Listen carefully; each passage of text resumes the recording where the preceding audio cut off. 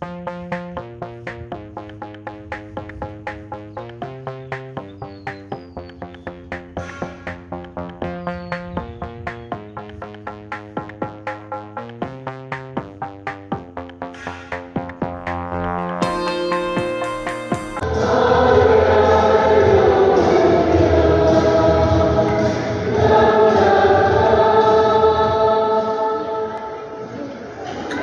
Ginoo maanaha kanila. Pagbasa gikan sa Santos nga Ebanghelyo sumala kay San Marcos.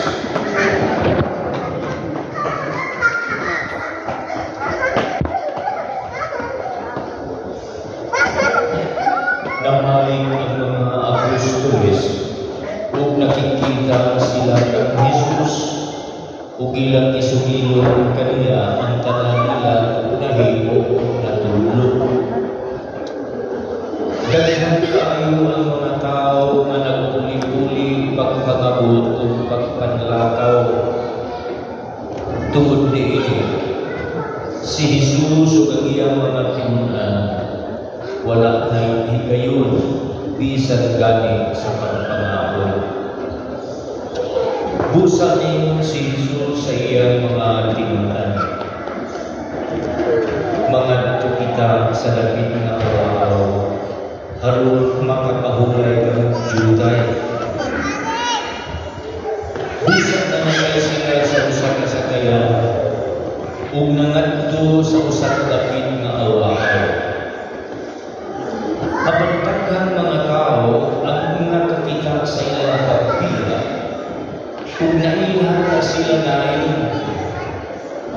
Busa ang mga tao sa tanang lungsod miadto nga nagdagan ug nahimuna pagani pag-abot sa dapit nga giadtuan ni Jesus sa iyang mga tinunan. Sa pagkawas ni Jesus sa sakayan, nakita niya ang dakong panahon sa katanan ug naluoy siya kag-ayo kanila kay sama man sila sa mga karnero nga walay magbalantay. O gitudloan niya sila ug daghang mga butang. Ang Ebanghelyo sa Ginoo.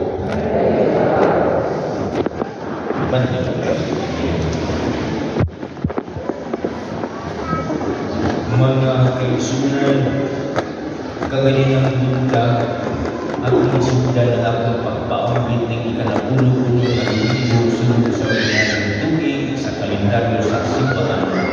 Akong isugod ko sa unang pagbasa na ikan sa pasaon ni Propeta Jeremias. Kini naghisgot mahitungod sa atong Ginoo uban sa mga Israelita. Ang mga Israelita muni sila the first people chosen by God. Sa ilang pagkapinili sa Diyos, unang pagkapinili sa Diyos, sila yatagan sa Diyos kung inunta mga pangulo na mo'y dumala nila ang isip mga pinili Israelita, unang pinili kanawan sa Diyos. Apan ang mga pangulo na ibutan sa itong Ginoo na mo'y dumala sa mga Israelita, mauhin yung patibulahan sa mga katawan. Busa, agi o inunta sa likas o inunta pagkatulungan ang mga Israelita nisukat sa dapat pagkabutin sa Diyos kung sa inyo nili nisukat na himog silang binihag sa mga Hinduanon. Ibihag sila sa mga Hindu huwag sunod sa taas ng mga tuwi. Muna 400 years sila na himukulipod sa mga Egyptians. Apan lagi kung may ang Diyos ng luwi ko, sila giluwas ikan silang pagkulipod sa Ehipto. Giluwas sila pinaagi ni Moises. Sa ilang pagkaliwas ni Moises ng Diyos, misaan mo sa pinili na kaliwat ni Haring David. Ug ang mong pinili mo ang yakuntong anak na si Kristo. Ug ang mong Kristo pagkatawon na ang Ginoo atong kalwasan. Sa itong pasukat sa sinugdanan, Ang Diyos na niya, maluwas ang tao, di ta mo ito, di bisan kinsa, di ta mo ito sa saka. Unay, alintunan ay. Nga ang natong Ginoong Hesus Kristo iyang ipili, ipadala sa kalibutan, aron mahimong Ginoo natong tanan, Ginoo sa kaluwasan sa atong tagsatag sa kakalan. Busang iyang si Kristo sa kalibutan, nga ginahimo nga magbalantay anak natong tanan. Nga matod pa sa Salmo, magbalantay ka nako ang Ginoo, wala na yung tugulang pa ka nako. Ang tao gihigpitan sa Diyos, pero ginahigpit sa Diyos. Kita lang tao, mo'y nagpakulang sa paghigpit sa pagtagsatag sa kakaugalingon. Ang Diyos sa kanunay nagbantay sa matag kinabuhi sa tao, kita lang tao mo'y naglumilig sa pagpabantay sa Diyos. Mao nga sa atong pag-uyog sa kinabuhi, taglangan mga kakulangan, bisan ang physically o spiritually, daghan kay kakulangan, kay nagmagulang masaka sa pagsao o pagpanunalat sa Diyos sa tutang sa tagsa kakaugalingon. Mao nga atong Ginoong Hesus Kristo, gibabot sa Diyos Ama sa kalibutan, aron pinaagi niya. Israelita ka man, Hudiyo ka man, Hudiyo, tuyo na mahimusa ka, pinaagi ni Kristo mismo. Ay kung may tuyo sa Diyos Ama na kita makaambit ka, o higpit nga kahimusahan niya, pinaagi sa anak na si Kristo. Pusang yabot si Kristo sa kalibutan. Si Kristo gisulod sa kahimtang sa ginatawag ng public life ministry, katilingbanon na kinabuhi. Nagtudlo siya sa katawan sa bisan din, kadalanan, sinaguga, templo. Sa iyang pagpanudlo, naghimo sa daghang mga tinunan.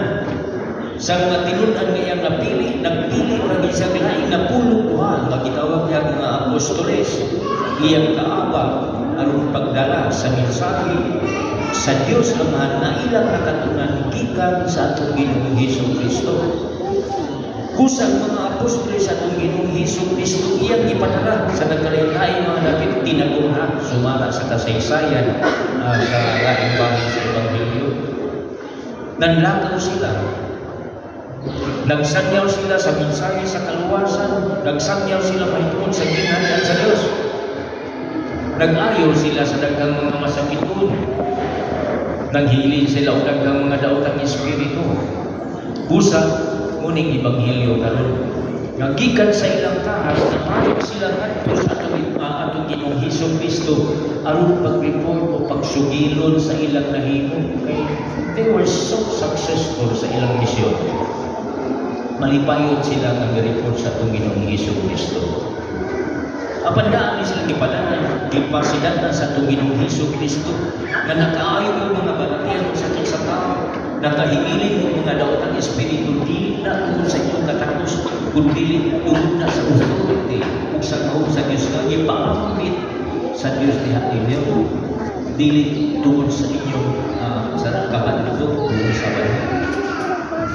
Busa, ang atong Ginoong Hesus Kristo, siya both God and human, siya sayo na sa tawanan na ay sayo siya magiyang mga apostolos na halo. Kung sa kay naton pa, nagkanmang mga tao na nagpuli-puli pagpangabot o pagpanlakaw o tungod niya si Kristo ang mga tinunan wa kanihigayon sa pagkaon. Kusa sa humanitarian way, ang atong Ginoong Hesus Kristo nakaalingat niya kusa niyo pa siya na ato siya ang mga tinunan nga mga tuta sa dapit na awaaw aron makapahulay. So ang atong Ginoong Hesus Kristo so sensitive sa kinahanglan sa tao. Busa nanlakaw sila, nakay sa biya sila. Apan lagi ang katawan na kila sa ilang nakakita sa ilang pagbiya, gani matod pa sa kasaysayan. Naguna sila pag-abot sa atong Ginoong Hesus Kristo sa matin sa pikas takpi sa Kasi at Galilea man dagat man sa Galilea. Busa na itong Ginoong Hesus Kristo sa pagkakita niya sa lakupan sa tao, ibatik siyang kaluoy. Kung sa itong kawanon nga anay, kung kita'y gusto na magpahulay niya sa bukod, paninglang bayatan. Apan si Kristo sa iyang mahing iyang ginawat, bisan kung sa kahaguban sa iyang mga tinunan, bisan kung sa siya kahago, o bisan kung sa kahagipon sa panahon na iyang ikahin sa mga tao. sa gihapon ang iya gihapon gihatagan og higayon ang tao. Busa naluoy siya pag-ayo sa mga tao kay matud pa niya, matud pa ni Kristo sama man sila sa mga karero nga way magpalantay. Sa tupayang niya pagkipakita ang relationship between the shepherd and the sheep. Si Kristo mo yung magpalantay sa mga karnero kita, ginapakasama ng mga karnero na iyang gibantayan. Apan lagi, matud pa, ang maayong magbalantay, kay matud pa, ang maayong magbalantay, musulog ba, sana, musubay mang gina sa iyang panon, iyang mang yung chik-amo ng iyang panon. Kung ang maayong gibantayan, mamati sa gina, sa tingog sa magbalantay, kasi sila nakasinating na kailaman sa mga magbalantay. Kung sa gusunod yun sila, sa magbalantay. Kung nato i-judge po sa itong tagsatag sa kagawal, sa makadagkan na kadungan ka sa miksali sa Diyos, pinagi sa balang kasulatan. Apat, di lang ka makasunod, di lang kita musunod sa Diyos. Mamamitaw nga atong Ginoong Hesus Kristo, matud pa sa kasaysayan, niya musiki ang mga panahon sa makadagkan siya pagpanahon, mutungtong sa sasakyan, at hindi siya magdiin. Usay mututog siya sa bungtod aron makita siya sa tao na mamati siya mga pagtulunan. Busa ang mga yang gikami sa pagtulong nila sa daghang mga duta ug ang munod sa mga pagtulunan sa atong Ginoong Hesus Kristo kaluwasan sa kalag sa tao. Gibuhat ka sa Dios lawas sa kalag. Wabot ang panahon na matukas ka, hindi ka matukas sa Diyos. Kung mahuling inaandang sa itong Ginoong Hesus Kristo, na dili lang ibabulahan ka sa kalimutan, kung dili kabulahanan nato sa hinahina sa langit. Kaya kung lang gusto ng kalimutan, di ang ginisya langit, ato ang ginisya biyakan. Kay sukat pa sa sinugdanan, di andanan ka sa Diyos ng aming harian.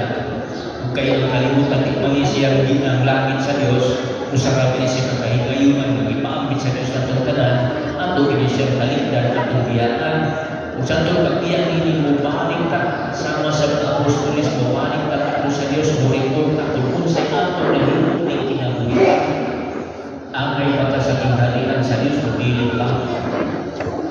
Mga matod pa sa matod pa ni San Pablo sa iyang sulat kanto sa kada-episo, iyang katawhan ng mga episman, na pinakaki sa atong Ginoong Hesus Kristo, hindi man umili, kita, dihusa ni Kristo, aron ka makadukol sa Diyos naman, na maui naghakan natong kinabuhi kahigayunan sa kalibutan, kung sa atong pag-uyuban sa mga pagtulunan sa Diyos naman na kinala ni Kristo sa kalibutan, matod pa sa katapusan dugo sa responsoryo atong masinati ang higit na pagkakaloob sa Diyos.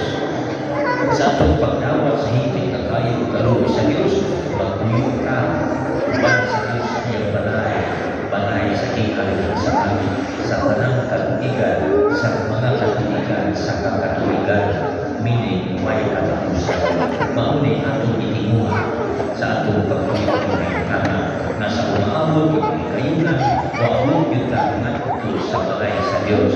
Kita piniusan ni Kristo ating sa masinati ang Diyos ang mga pinagdapat natin kung kahigayunan